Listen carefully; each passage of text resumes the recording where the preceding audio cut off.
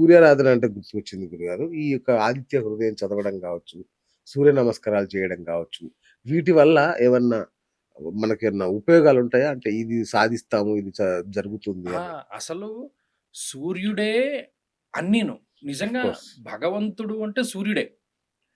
ఏష బ్రహ్మా చ విష్ణుశ్చ శివస్కందః ప్రజాపతిః అన్నారు. ఆయనే బ్రహ్మ, విష్ణు, మహేశ్వరుడు. ఆయనే శివస్కంద ప్రజాపతి. ఇంక అందులో ఏం తిరుగులేదు. కాలగణనంతా ఎక్కడి నుండి జరిగింది? సూర్యుడి నుండే. అవును. మీరు అవును. ఇప్పటికిప్పుడు నెట్‌లో, గూగుల్‌లో కొట్టి చూడండి. What is the diameter of sun in miles అని నొక్కండి. 64,00,000 మైళ్ళు ఆయన యొక్క వ్యాసం. అంటే పూర్తి అబ్బా! డయామీటర్. ఆ! దాంట్లో సగం 32,00,000 హ్మ్. మైళ్ళు గదా! మన కలియుగ ప్రమాణం ఎంత? 32,00,000 సంవత్సరాలు. ఓకే. ఆయన నుండే వచ్చింది. దీనికి డబల్ అంటే 32, 32 64,00,000 సంవత్సరాలేమో దీని పైన ఉన్న యుగం. హ్మ్. ద్వాపర యుగం. దానికి 32 కలిపితే పైనున్నటువంటి త్రేతాయుగం. అచ్చా! దానికి 32 కలిపితేనో పైనున్నటువంటి సత్యయుగం. అంటే ఈ ఈ సూర్యుడిని బట్టే మనకి కాలగణన. అబ్బా! సూర్యుడు, చంద్రుడికి మధ్యలో ఉండేటువంటి భేదమే తిథి, వారం, నక్షత్రం, యోగం, కరణం అన్నీ ఆయన ద్వారా వచ్చినవే. ఆ! ఆయన వల్లే ఋతువులొచ్చాయి. ఆయన అవును. వల్లే వెలుతురు. అవును. మన శరీరంలో అసలు ఏదైనా జీవం నిలబడుతుందంటేనే ఆయన ఆయన. వల్లే. అందుకని మరి ఆయన్ని ఆరాధించడం అంటే ఆయనకి పైగా నమస్కార ప్రియో భానుః, హ్మ్. ఓహ్! తర్పణ ప్రియో గణేశః, హ్మ్. అభిషేక ప్రియో శివః. ఇలా ఒక్కొక్క దేవతకి ఒక్కొక్కటి. అవును. ప్రియం అంటే వాళ్ళకేం నచ్చుతుందని కాదు. కరెక్ట్. అలా చేస్తే వారి యొక్క శక్తిని పరిపూర్ణంగా మనం పొందగలుగుతాము. కరెక్ట్. దాంట్లో ఉన్నటువంటి అర్థం అది. హ్మ్. సూర్యుడికి ఎదురుగుండా మరి సూర్య భగవానుడినే కదా ఆరాధించాడు. ఎవరు? మహానుభావుడు శ్రీరాముడు. అవును. తతో యుద్ధః పరిశ్రాంతం సమరే చింతయా స్థితం. రావణం జాగ్రత్తో దృష్ట్వా యుద్ధాయ సముపస్థితం. ఆ యుద్ధంలో రావణుడిని కొట్టలేకపోతూ ఉన్నప్పుడు అంటే ఇంకా ఏదో కావాలి, ఇంకా ఏదో కావాలి శక్తి అనుకున్నప్పుడు రామ రామ మహాబాహో శృణుగుహ్యం సనాతనం. అప్పుడు అగస్త్య మహర్షి వెళ్లి ఆయనకి ఆదిత్య హృదయం చెప్తారు. ఓకే. చెప్పి త్రిరాచమ్య శుచిర్భూత్వా ధనురాదాయ వీర్యవాన్. ఆ తర్వాత శ్రీరాముడు ఆదిత్య హృదయం అంతా విన్న తర్వాత సాంగోపాంగంగా దాన్ని 3 సార్లు ఆచమానం చేసి, పారాయణ చేసి, సూర్య నమస్కారాలు చేసిన తర్వాత వచ్చినటువంటి శక్తితోనే రావణుడిని కొట్టగలిగాడు. అబ్బా! కాబట్టి అంత విశేషమైన సూర్యారాధన. ఓహ్! అది మాఘమాసంలోనే చేస్తే చాలా మంచిది. రైట్ గురుగారు. ఇప్పుడు మరి చాలామంది సిటీలో ఉంటారు. లేదంటే హడావుడి లైఫ్ సెలవులు పెట్టుకొని అంత దూరం ప్రయాగకు అక్కడికెళ్ళలేని వెళ్ళలేం. వాళ్ళుంటారు. మరి వాళ్ళకి నది స్నాన ఫలితం రావాలి సిటీలోనే ఉంటూ అంటే ఏమన్నా లేదు నన్ను చాలా మంది అడిగారండి. ఆ! నేను చెప్పాను ఇలా సముద్ర స్నానం చేయాలి. మాఘ పౌర్ణానికి సముద్ర స్నానం చేయాలి. ఓకే. లేదు అథవా నదీ స్నానం ఆ! చేయాలి. నది గూడా లేదంటే తటాక స్నానం చేయాలి. ఓకే. తటాకం అంటే ఏంటని అడిగాడాయన. చెరువు. ఆ! చెరువు స్నానం చేయాలి. అది లేదంటే మా ఊర్లో ఇంకా దరిద్రమైన బతుకులు మావంటే హ్మ్. అంటే అలా అనకూడదు. కానీ అదేలెండి. ఇప్పుడున్నటువంటి దాంట్లో మీరు చూసారు ఇప్పుడు అవును. హైదరాబాద్‌లో చెరువులు కనబడ్డంలా. కనబడట్లేదు. ఇదివరకు ఏం చేసేవారంటే మహానుభావులు చెరువు తవ్వించేవారు. అవును. ఇప్పుడు లేవు. అవి ఏం చేయాలి అంటే అప్పుడు నేను జెప్పాను. గోవు నడుస్తూ వెళుతున్నప్పుడు దాని గిట్టలు పడ్డ ప్రాంతం కొంత పల్లానికెళ్తుంది. హ్మ్. అందులో కొన్ని నీళ్లు పోసుకొని, ఆ నీళ్ళని మార్జంతం చేయమన్నాడు. అబ్బా! ఆ గోవు గిట్టలు పడ్డ ప్రాంతం ఎంత లోతుగా ఉందో అంత లోతులో నీరు నిలబడితే అందులో ఉంటాడట శ్రీ మహావిష్ణువు.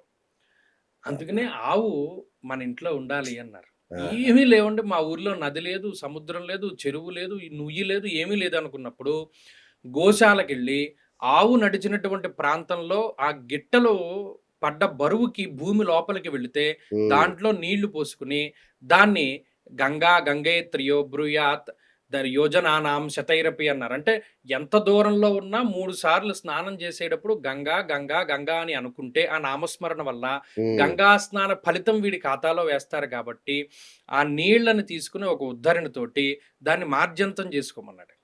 అబ్బా! చేసుకుంటే వీడికి మాఘమాసంలో గంగా స్నానం చేసిన ఫలితం ఇచ్చేస్తారు. ఇంకా హ్మ్. ఏం చెప్పారు? గంగే చయమునే చైవ గోదావరి సరస్వతి నర్మదే సింధు కావేరి జలేస్మిన్ సన్నిధిం కురు అని ఆ మంత్రం చెప్పుకొని దాన్ని జిమ్ముకున్నా కూడా ఆ ఫలితం వేసేస్తాడు. అంటే ఇప్పుడు సిటీలో గోవు, ఆ గోవు తొక్కిన ఆ జాడలు కూడా దొరకవు. దొరకలేదు. దొరకవు. అప్పుడు ఇంకా అధమం ఏం ఆ! చేయమన్నాడు? ఇంటి దగ్గర స్నానం చేసేటప్పుడు సూర్యోదయానికి మునుపే అరుణోదయ సమయంలో స్నానం చేస్తూ అప్పుడు ఈ మంత్రాలన్నీ చెప్పుకోమన్నాడు. అచ్చా! అచ్చా! అచ్చా! స్నానం చేసేటప్పుడు. అప్పుడు ఓకే. గూడా వాడికి అంటే మన ధర్మము నువ్వు ఇది చేస్తేనే మోక్షం ఇస్తానని ఎక్కడా చెప్పలేదు. చెప్పలేదు. అనేక రకాల పాపకృత్యాలు చెయ్యి. నువ్వు పశ్చాత్తాపాన్ని పొందేవా, నీకు ప్రాయశ్చిత్తం కలుగుతుంది హ్మ్. అని హిందూ ధర్మమే చెప్పింది.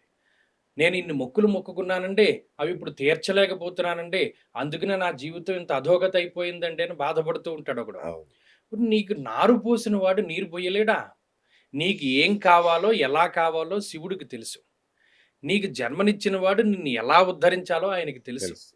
నువ్వనుకుంటే వచ్చినటువంటి ఆలోచన కాదది. శివుడు ప్రేరేపించడం వల్ల వచ్చినటువంటి ఆలోచన. ఏవంటే నాకు ఉద్యోగం వస్తే ఈళ్ళు తిరుపతి నడుచుకుంటూ ఎక్కుతానని అనుకున్నాం. నీ శరీరం సహకరించట్లా. కానీ నీ మనసులో ఉంది వెళ్ళాలని. అప్పుడు భగవంతుడు చూస్తాడు. నీది జెన్యూనా కాదా అని భగవంతుడు టెస్ట్ చేస్తాడు. హ్మ్. చెయ్యగలిగినా, చెయ్యలేకుండా బద్ధకంతోటి కూర్చుంటే దానికి తగినటువంటిది అనుభవించవలసి వస్తుంది. అనుభవించాల్సొస్తుంది. అవును. చేయగలిగేది చేయడం. లేనిది భగవంతుడికి ఇప్పుడు వదిలేయడం. ఎన్ని చూడలేదండి. బోలెడు కథలు కనబడతాయి. ఒక ఆయన ప్రతి సంవత్సరం తిరుపతెళ్ళేవాడు. ఇప్పుడు వెళ్ళలేకపోయాడు. స్వామి ఆయన దగ్గరికి నడుచుకుంటూ వచ్చిన సందర్భాలు చిలుకూరు మొదలుకొని ప్రతి క్షేత్రంలోనూ కనబడతాయి. అవును. కాబట్టి అది అది మనం దృష్టిలో ఏమీ చేయలేనటువంటి నాడు కనీసం మంత్రస్నానం చేసినా దాన్ని అఘమర్షణ స్నానము అన్నారు. అచ్చా! అచ్చా! అఘమర్షణము అంటే సంకల్పపూర్వకంగా స్నానం చేయడమే. ఓకే. ఓకే. మలమర్షణము అంటే సంకల్పం లేకుండా చేయడం. అంటే ఓకే. శరీరంలో ఉండేటువంటి మాలిన్యాన్ని తొలగించుకోవడం. అఘమర్షణము అంటే పాపాలను పోగొట్టుకోవడం. 2 స్నానాలే. కానీ సంకల్పం చెప్తే ఒకటి, సంకల్పం చెప్పకపోతే ఒకటి. అందుకని అథవా ఏదైనా మాఘమాసంలో చేయమన్నాడు. ఓకే. ఆ మనసులో చెయ్యాలి అన్న భావన రావడమే చాలా గొప్ప విషయం. ఓకే. ఓకే. కాబట్టి ఎక్కడైనా స్నానం చేయొచ్చు. చివరాఖరికి ఇంట్లో అయినా చేయొచ్చు. సంకల్పం చెప్పుకోవాలి. చాలా పెద్ద రహస్యం చెప్పారు మాకు. ఎందుకంటే చాలా మందిలో పాపభీతి ఉంటది. అయ్యో! చేయలేకపోతున్నామే అన్నప్పుడు ఇట్లాంటి రోగంతో ఉండేవాళ్ళు, మంచాల్లో ఉండే వాళ్ళకి ఇవి చాలా ఉపయోగపడతాయి చేయలేని వాళ్ళకి. అట్లాగే గురుగారు ఫిబ్రవరి 14థ్ వస్తుంది. ప్రేమికుల దినోత్సవం. ప్రేమికులందరూ ఎంతో ఆశగా ఎదురు చూస్తుంటారు ఆ రోజు కోసం. ఆ రోజు ఏమన్నా గ్రహస్థితులు ఎలా ఉన్నాయి? వాళ్ళకు మంచి జరుగుతుందా? చెడు జరుగుతుందా? ప్రేమలు ఫలిస్తాయా? అవి అవి అడిగేవారున్నారండి. ఆ! అయ్యో! లేకపోలేదు. ఏవండీ నేను ప్రేమించిన అమ్మాయి నన్ను పెళ్లి చేసుకోవాలంటే ఏం చేయాలి? అది. అసలు దానికి నేనేం చేస్తానురా బాబు! దానికి నాకు సంబంధం ఏముంది? నువ్వు ప్రేమించడం ఏంటి? ఆ అమ్మాయి ప్రేమించడానికి నేనేం చేయాలి? మీరేం చేయాలి? యెస్. అది ఒకటండి. వాళ్ళ జాతకాల్లో కూడా ఉంటాయి. ఓకే.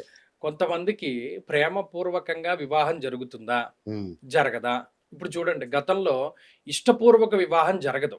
హ్మ్. ఎవడో గంధర్వుడొచ్చి పట్టుకుని ఎత్తుకెళ్ళిపోయేవాడు. అవును. లేదు ఏదో రాక్షసుడు పట్టుకుపోయేవాడు. ఒక ఆవిడకి స్వయంవరంలో నచ్చిన వాడిని చేసుకునే భాగ్యం అంటే ఇది పూర్వం నుండి ఉంది జాతకంలో. ఉంది. అవును. నచ్చినవాడు వస్తాడా? లేదా నచ్చని వాడితోటే జీవితం వెళ్ళదీయాలా? అది జాతకంలోనే ఉంటుంది. ఆ! ఏమంటే ఏదైనా ఒకటే. లోతు తెలుసుకుని దూకినా ఒకటే, తెలుసుకోకుండా దూకినా ఒకటే, ఏదైనా దూకడం కామన్, కాళ్ళు ఇరగ్గొట్టుకోవడం కామన్ ఇవన్నీను. కాబట్టి అది తెలిసి దూకినా, తెలియక దూకినా ఒకటే వ్యవహారం.